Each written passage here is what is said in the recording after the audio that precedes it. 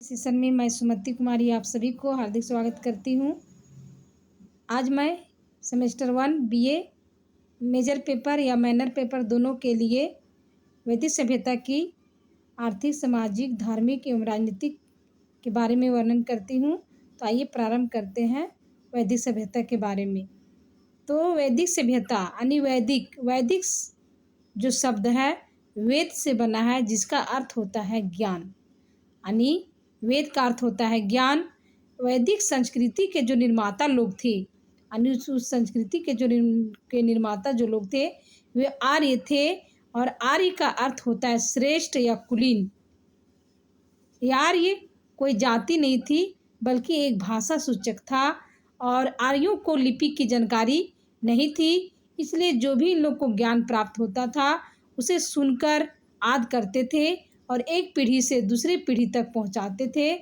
इसीलिए वैदिक साहित्य को श्रुति साहित्य भी कहा जाता है, क्योंकि लोग सुन करके ही याद कर लेते थे, कंठस्थ कर लेते थे, इसीलिए इसको श्रुति साहित्य भी कहा जाता है।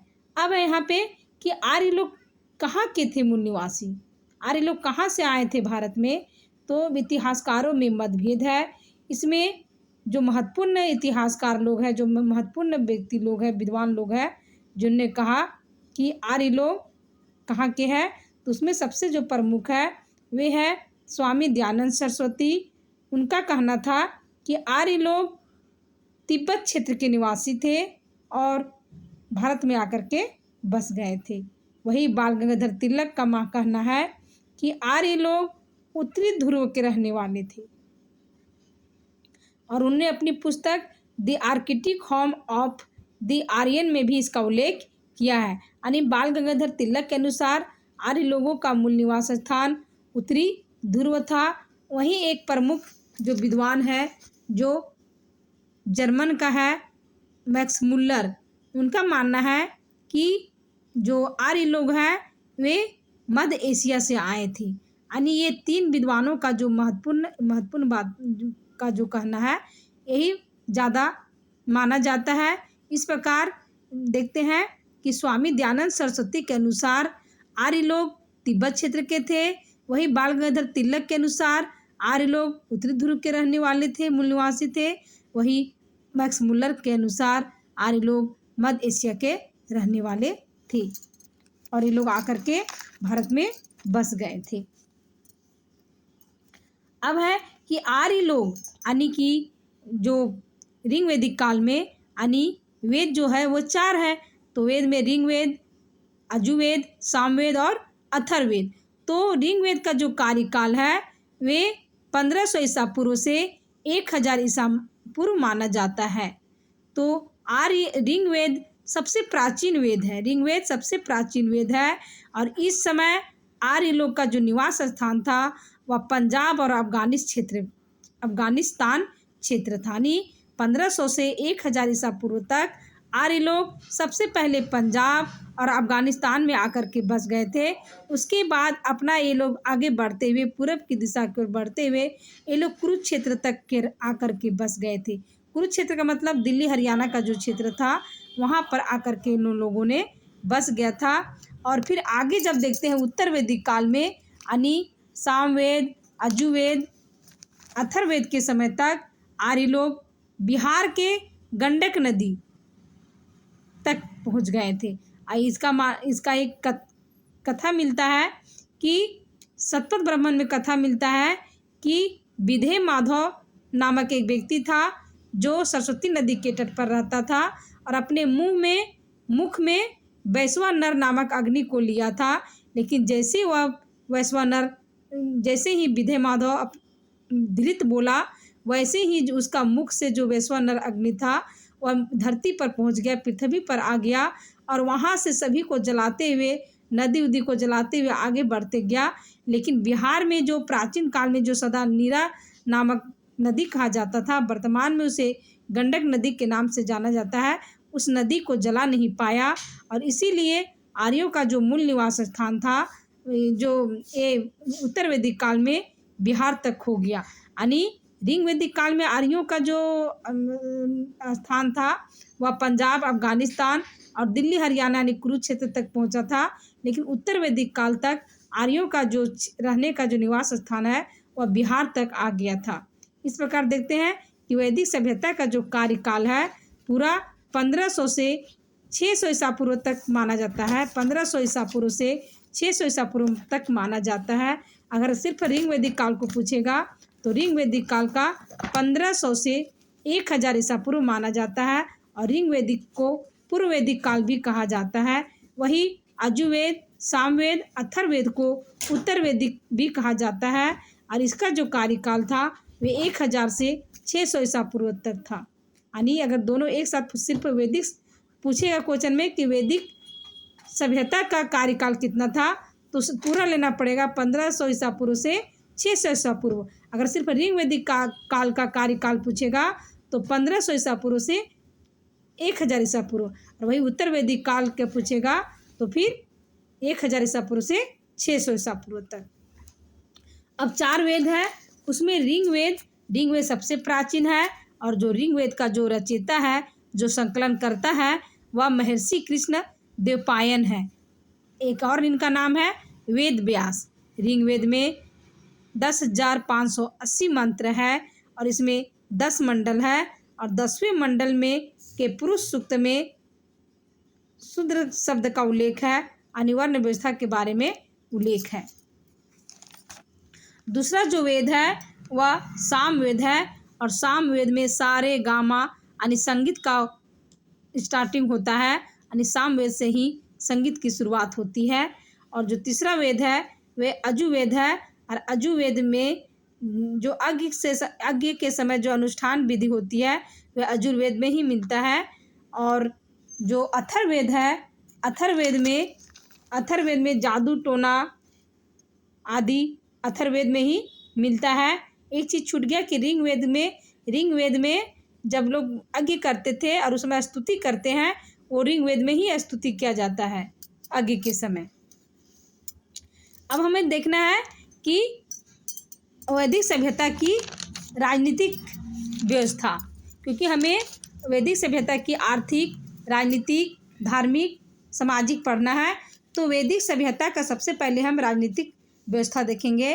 तो वैदिक सभ्यता में ऋग वैदिक काल में हम देखते हैं कि ऋग वैदिक काल में जो लोग जन में विभाजित थे, यानी छोटे छोटे जनों में ये लोग रहते थे, समूह में रहते थे, उसे जन कहा जाता था। यानी ऋग वैदिक काल में लोग छोटे छोटे समूह में रहते थे, उसे जन कहा जाता था और जन के प्रमुख को राजन कहा जाता था और सभी जनों का जो प्रमुख होता था वह राजा होता था। और जो राजन होता था वह वंशानुगत होता था, लेकिन इसके पास सीमित अधिकार था। इसे भी अपने समूह से सलाह लेना पड़ता था। इसके साथ राजा का कोई विशेष अधिकार नहीं था। राजा सिर्फ जनों को सुरक्षा करता था। इसके साथ राजा का चुनाव सभा और समिति के माध्यम से होता था। यानी शासन व्यवस्था, ऋग वैदिक काल का जो शासन व्यवस्था था वह सभा और समिति के माध्यम से होती थी। सबसे प्राचीन जो संस्था था ऋग वैदिक काल में वह विदत था और सभा वर्तमान में आज का राज्यसभा से किया जा सकता है। सभा में महत्वपूर्ण व्यक्ति, प्रतिष्ठित व्यक्ति, वृद्धजन व्यक्ति शामिल होते थे। इसमें महिला लोग भी शामिल होती थी और इसमें सामाजिक, धार्मिक, आर्थिक के बारे में निर्णय लिया जाता था। वहीं देखते हैं समिति के माध्यम से राजा का चुनाव होता था और इसके प्रमुख को ईशान कहा जाता था। आज अगर हम तुलना किया जाए, वर्तमान में अगर तुलना करते समिति को, तो इसका तुलना हम लोकसभा से कर सकते हैं। इसके साथ देखते हैं कि ऋग वैदिक काल में 10 राग युद्ध हुआ था। 10 राग युद्ध क्या था कि एक जो भरत वंश का जो शासक था उसका नाम था सुदास। उसने अपने दरबार में विश्वामित्र नामक मुनि को अपना दरबारी पुरोहित रखा था, लेकिन विश्वामित्र को हटा करके उसके स्थान पर वशिष्ठ मुनि को रखा था, जिससे विश्वामित्र क्रोधित हो गए और 10 राजाओं का सहयोग कर भरतवंश के जो शासक था सुदास से युद्ध किया था, लेकिन सुदास का ही जीत हुई थी। इसके साथ राजा के अलावे पुरोहित, सेनानी, ग्रामणी, सूत आदि अधिकारी होते थे। राजा के बाद जो पदाधिकारी होता था वह पुरोहित होता था, और पुरोहित राजा के साथ युद्ध में भी जाता था और वह कामना करता था कि राजा विजयी हो।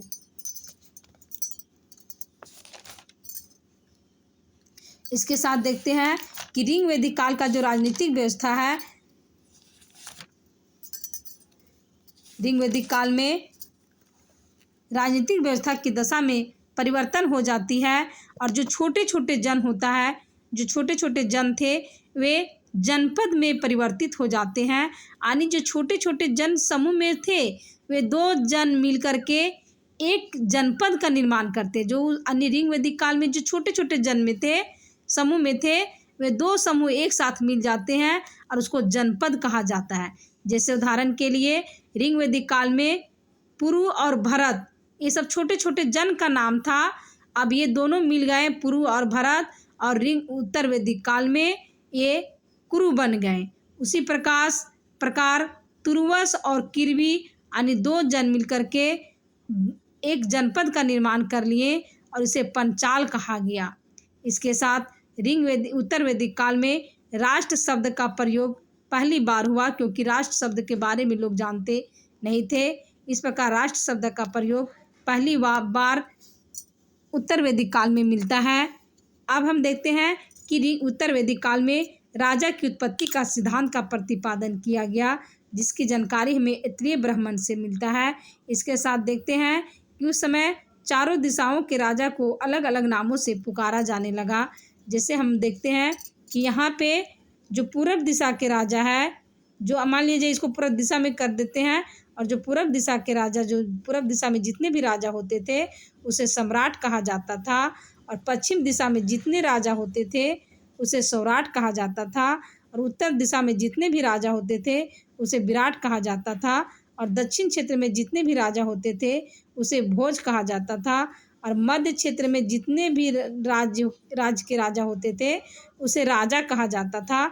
और जो व्यक्ति शक्तिशाली राजा होता था उस चारों दिशाओं के राजा को जीत लेता था तो वो एक राट कहलाता था।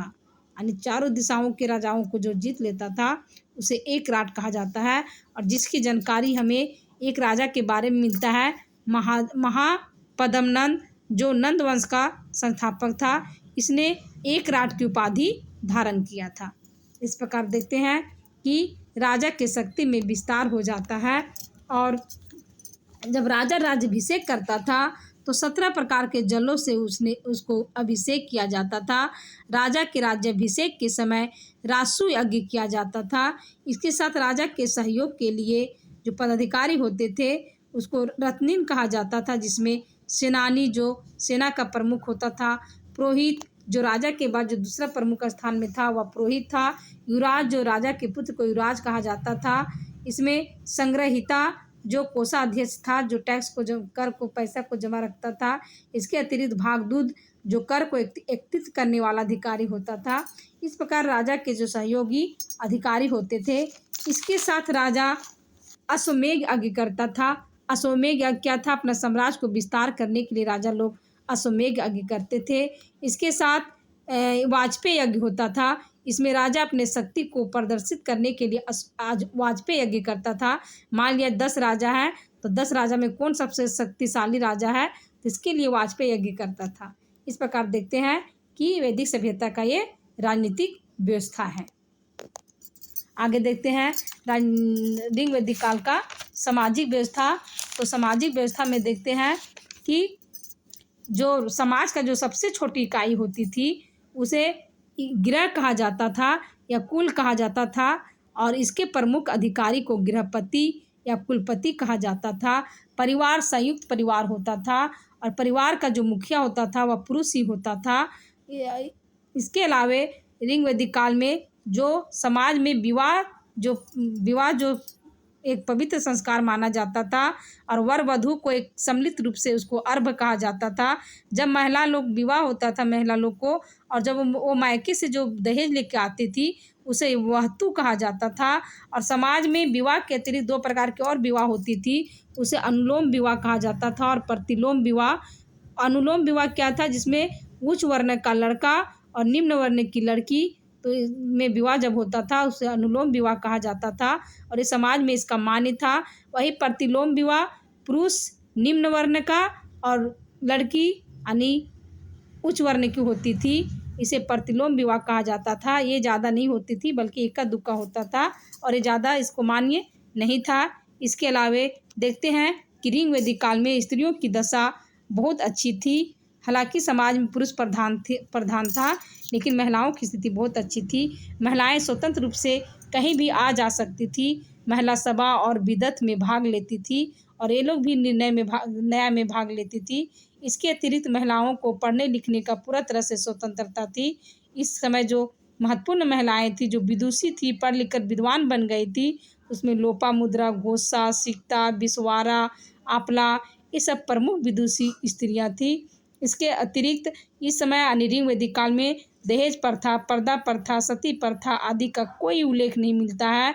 इसके साथ महिला लोग को संपत्ति से संबंधित भी, हालांकि संपत्ति का अधिकार प्राप्त नहीं था, लेकिन सभी तरह से ये लोग महिला लोग स्वतंत्र थी, स्वतंत्र रूप से ये लोग विचरण कर सकती थी। और देखते हैं कि ऋग वैदिक काल में समाज में सिर्फ वर्ण व्यवस्था का वर्णन मिलता है ऋग्वेद के 10वें मंडल के पुरुष सूक्त में, लेकिन अभी प्रचलित नहीं था। कहा जाता है कि एक विराट पुरुष के मुख से जो निकला उसे ब्राह्मण कहा गया, भुजा से निकला उसे क्षत्रिय कहा गया, जंघा से निकला उसे वैश्य कहा गया और जो पैर से निकला उसे शूद्र कहा गया। ऋग वैदिक काल के समाज में देखते हैं तो खान पान दो प्रकार की थी, शाकाहारी और मांसाहारी दोनों थी। शाकाहारी में था कि दूध में जौ डाल करके एक प्रकार का भोजन तैयार किया जाता था जिसे क्षीर पकोदन कहा जाता था। इसके साथ जौ के सत्तू को दही में डालकर कर्ब नामक एक भोज्य पदार्थ बनाते थे जिसको खाते थे। इसके अतिरिक्त मांसाहारी भोजन में भेड़ बकरी का आदि का मांस खाते थे। समाज में वस्त्र 3 प्रकार का प्रचलित थी। नीवी जो शरीर के नीचे भाग में पहना जाता था, वाज जो शरीर के मध्य भाग में पहना जाता था और अधिवास जो दुपट्टा आदि टाइप का होता था जो उस ऊपर से पहना जाता था। तो इस प्रकार के समाज में 3 प्रकार का वस्त्र प्रचलित थी।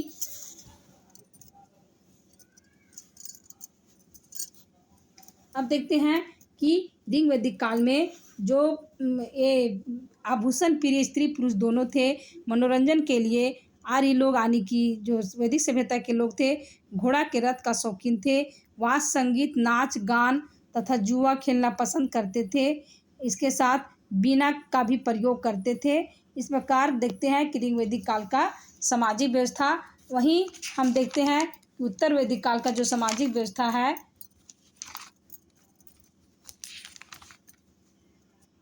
उत्तर वैदिक काल के सामाजिक व्यवस्था में देखते हैं कि यहाँ पे सामाजिक व्यवस्था में परिवर्तन हो जाती है और वर्ण व्यवस्था समाज में प्रचलित हो जाता है। समाज में 4 वर्ण ब्राह्मण, क्षत्रिय,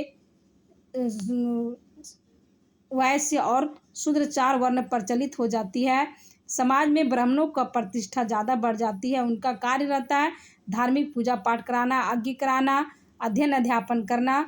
वहीं क्षत्रिय का कार्य है शासन व्यवस्था से संबंधित राजा का पद धारण करना, शासन चलाना। वहीं वैश्य का कार्य था कि व्यापार व्यवसाय करना तथा राजा को टैक्स भरना।